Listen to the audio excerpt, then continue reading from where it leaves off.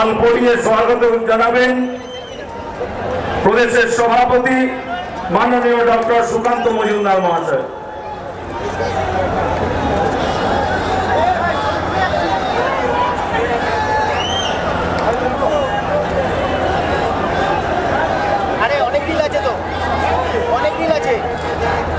পুষ্পস্তবক দেবেন পশ্চিমবঙ্গের বিরোধী দলনেতা মাননীয় শুভেন্দু অধিকারী মহাশয়।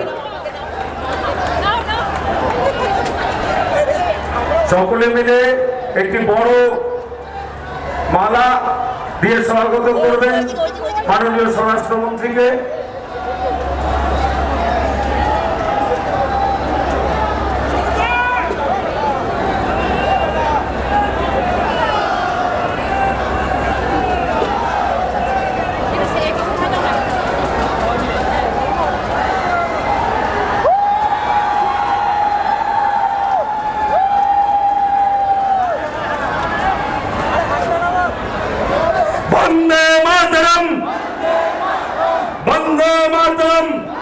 আমাদের সামনে বলবেন প্রদেশের সভাপতি মাননীয় ডক্টর সুকান্ত মজুমদার।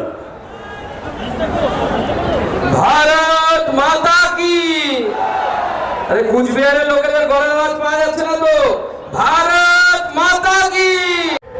कड़ी टिप्पणी के बाद सीबीआई को 64 बलात्कार के मामले और 52 हत्या के मामले सौंपने पड़े।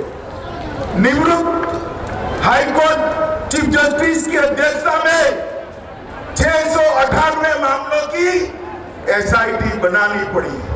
और दीदी, देश भर में कुछ भी होता है, यहां से डेलीगेशन भेजती है, टीएमसी का डेलीगेशन भेजती है। अरे दीदी, वीरभूम में आपने 8 महिलाओं को और एक बच्चे को जिंदा जला दिया, वहां क्यों डेलीगेशन नहीं भेजा भाई? क्यों? वीरभूम वाले आपके लोग नहीं है क्या? फैक्ट फाइंडिंग टीम नदिया क्यों नहीं गई? जहां एक नाबालिग बच्ची पर रेप हुआ, बलात्कार हुआ, वहां पर फैक्ट फाइंडिंग टीम क्यों नहीं गई? मित्रों, ममता दीदी ने आर्थिक रूप से बंगाल को कंगाल कर रख दिया है। 1947 में बंगाल का जीडीपी में, देश के जीडीपी में हिस्सा 30% था और एक 30% से घटकर 2022 में 3.3% कर दिया है। 3.3%। ममता दीदी, बंगाल की जनता को आप जवाब देगी क्या? एफडीआई 2011 में 1% थी, आज भी 1% है। आपने कोई बढ़ोतरी नहीं की है। मित्रों, आज मैं कहता हूं, प्रति व्यक्ति आय में पश्चिम बंगाल 2011 में 7वें नंबर पर था, 2022-20 में 7वें नंबर से गिरकर 23वें नंबर पर आ गया है। और मित्रों, ममता दीदी ने बंगाल को ऋण से बोझ के तले दबा दिया है। वेस्ट बंगाल का कुल कर्ज 2011 में 1.9 लाख करोड़ था, 2022 में 1.9 लाख करोड़ से बढ़कर 5.5 लाख करोड़ करने का काम ममता दीदी ने किया है। मित्रों, मैं आज आप सबको कहना चाहता हूं कि बंगाल के अंदर टोल मनी भाई हो गए। आप नारे मत लगाइए, आप नारे मत लगाइए, भाजपा के कार्यकर्ता नारे मत लगाइए भैया। टोल मनी और सिंडिकेट का राज फिर से शुरू हो गया है। माला योजना के तहत ये राजू यहां बैठा है, राजू जोर से ताली बजाना। दार्जिलिंग को इसमें कवर कर दार्जिलिंग के पर्यटन को बढ़ावा देने की बात करें।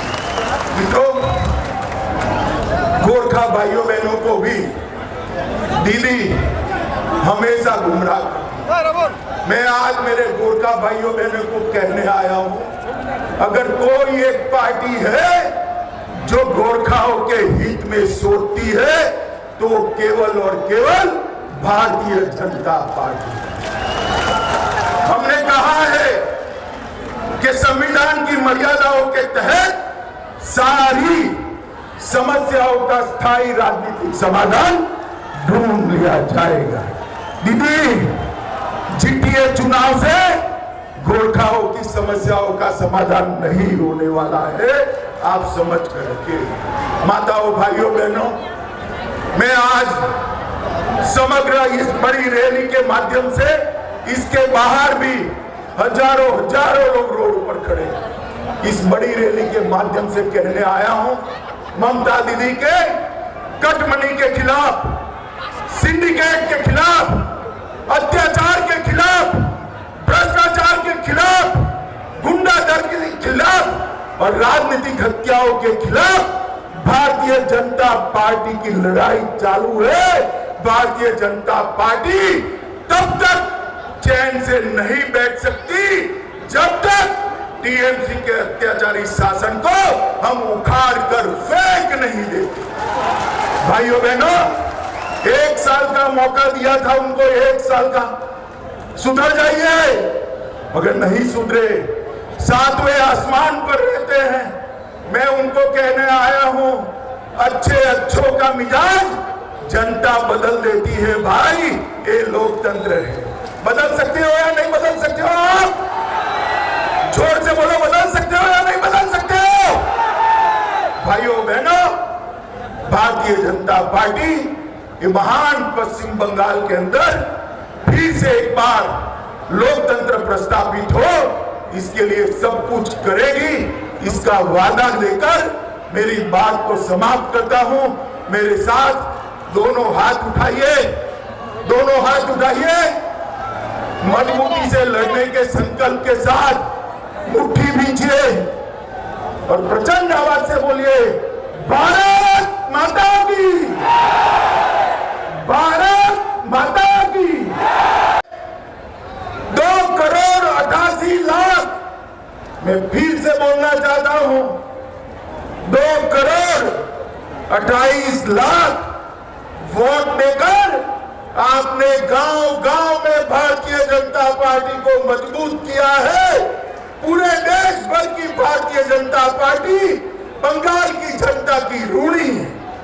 मित्रों, आप सबने, बंगाल की जनता ने एक मैंडेट दिया कि तीसरी बार ममता दीदी को मुख्यमंत्री बनाइए। हम तो लोकतंत्र में विश्वास करने वाले लोग, ये मैंडेट को हमने माना। हम सोचते थे माँ, माटी और मानुष का नारा देने वाली दीदी जब 3 बार बंगाल की जनता मुख्यमंत्री बनाई, तब अब तीसरी बार सुधरेगी, वो सुधर जाएगी, ऐसा हम मानकर चलते थे। 1 साल तक राह दिखा। बंगाल के लोगों, बताइए, आज बंगाल के अंदर अत्याचार कम हुआ है क्या? जोर से बोलिए, हुआ है क्या? कटमनी बंद हुआ है क्या? भ्रष्टाचार बंद हुआ है क्या? सिंडिकेट का राज बंद हुआ है क्या? भाजपा के कार्यकर्ताओं की हत्या बंद हुई है क्या? ममता दीदी, 3 बार आपको चुनाने के बाद भी आप नहीं सुधर रही है। आप ये मत सोचना कि भाजपा वाले लड़ेंगे नहीं। मैं आज यहां उत्तर बंग की भूमि पर कहकर जाता हूं, जब तक आप बंगाल की जनता पर अत्याचार, भ्रष्टाचार, कटमनी और सिंडिकेट का राज समाप्त नहीं करेगी, भारतीय जनता पार्टी आपके खिलाफ अपनी लड़ाई चालू रखेगी और उसको परिणाम तक हम पहुंचाएंगे। आप क्या सोचते हो कि बंगाल के गरीबों का अधिकार आप लूटोगे और भारतीय जनता पार्टी चुप रहेगी? संभव ही नहीं। हम तो मोदी जी के नेतृत्व में सोनार बांग्ला का स्वप्न लेकर बंगाल के अंदर निकले। मित्रों, अभी अभी चुनाव के बाद जो हिंसा हुई है, वो हिंसा के बाद मानव अधिकार आयोग ने कहा कि यहां पर कानून का राज नहीं है, यहां पर जो सत्ता में है उनकी इच्छा का राज चल रहा है। 101 लोगों की हत्या कर दी, 1829 लोग घायल हुए और 161 से ज्यादा मुकदमों में टीएमसी के गुंडे अपराधी पाए गए। माताओं, भाइयों, बहनों, आज मैं प्रदेश भर के भारतीय जनता पार्टी के कार्यकर्ता को कहकर जाता हूं, डरिएगा मत। ममता दीदी के अत्याचार तो बहुत कम है। हम केरल से लेके पूरे देश में 1950 से राष्ट्रवाद के आधार पर राजनीति करते हुए आए हैं। हमें कोई रोक नहीं सकता। बंगाल में भी बीजेपी को बढ़ने से कोई रोक नहीं सकता। माताओं, भाइयों, बहनों, 22 मार्च से लेकर अब तक 181 राजनीतिक हिंसा की घटनाएं हुई है। मैं आपको बताता हूं, इसमें कोई भेद नहीं। और ममता दीदी, आपकी पार्टी उत्तर बंगाल की जनसांख्यिकी को बदलना चाहती है, यहां पर बहुलता बदलना चाहती है। हम बदलने नहीं देंगे, घुसपैठ को होने नहीं देंगे। आप समझ कर चलना। मित्रों, अब चाय बागान के मालिकों को जमीन देने के लिए उनके पास कानून है, परंतु गरीब मजदूरों को पर्जा पट्टा का अधिकार नहीं देना है। जल जीवन मिशन सिर्फ 19% खर्च किया है। उत्तर बंगाल में एक भी बड़ा उद्योग नहीं लाए। राजवंशी, आदिवासी और गोरखा भाइयों के लिए आपने बटालियन बनाने का वादा किया था ममता दीदी, क्या हुआ? जरा हिसाब मेरे राजवंशी और गोरखा भाइयों को दीजिए। माताओं, भाइयों, बहनों, तृणमूल कांग्रेस की एक सोची समझी बोलकर घूम जाने की आदत रही है। अब सब लोग इससे जानते हैं। मोदी जी ने देश भर में 80 करोड़ लोगों को, मेरे साथ जोर से ताली बजाकर स्वागत करना, मोदी जी ने देश भर में 80 करोड़ लोगों को 2 साल से 5 किलो अनाज प्रति माह प्रति व्यक्ति फ्री ऑफ कॉस्ट। और ममता दीदी मोदी जी के भेजे हुए थैलों पर अपना फोटो चिपका रही है। बंगाल वाले नहीं जानते हैं भाई क्या? मुझे बताओ, बंगाल के भाइयों बहनों, टीका फ्री ऑफ कॉस्ट किसने दिया? जोर से बोलो, मोदी जी ने दिया या दीदी ने दिया? जोर से बोलो, किसने दिया? और जोर से बोलो, किसने दिया? हर गरीब को 5 किलो अनाज मुफ्त में किसने दिया?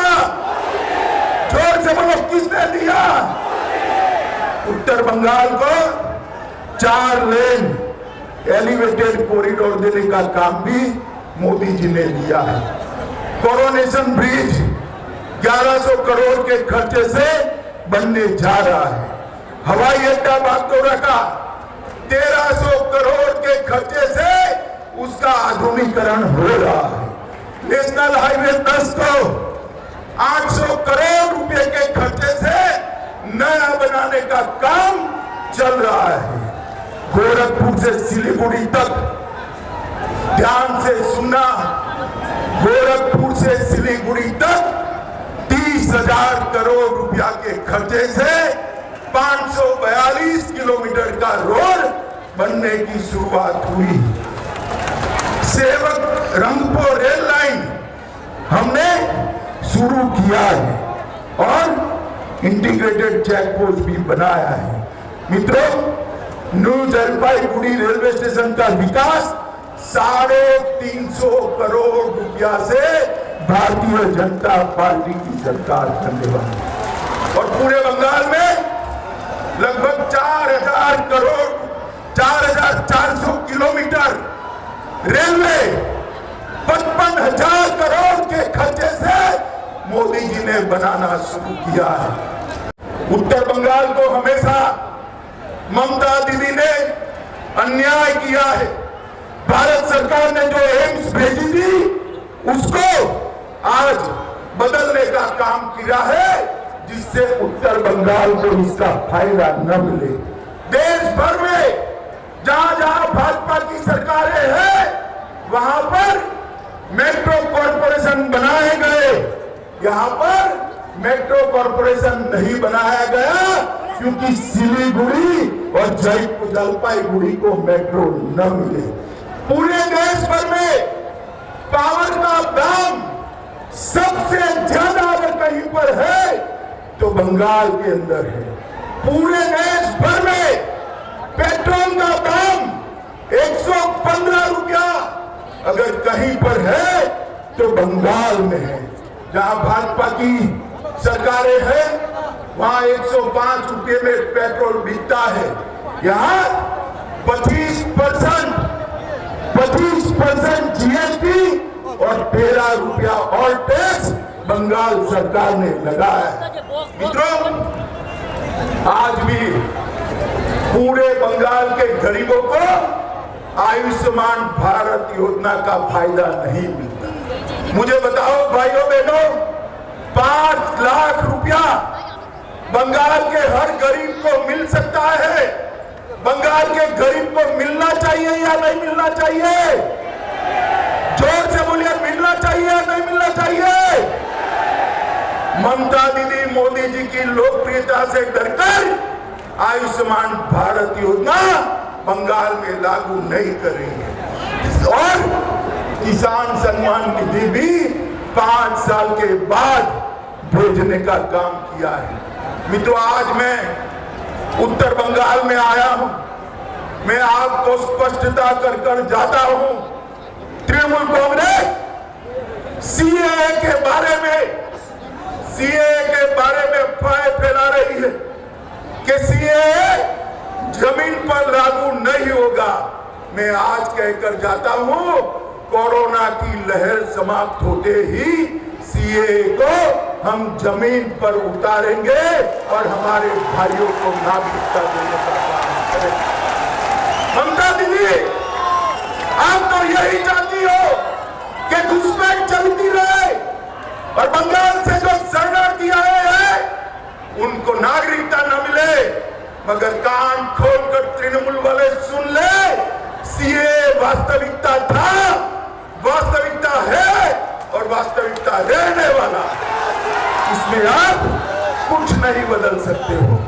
माताओं, भाइयों, बहनों, ये नॉर्थ बंगाल हमारा पूरे उत्तर पूर्व से जोड़ने वाला प्रवेश द्वार है। यहाँ पर बंगाली, गोरखा, राजवंशी, आदिवासी, कोच, मेचे, राभा, टोटो और हिंदी भाषी सब एक दूध में जैसे शक्कर मिल जाती है।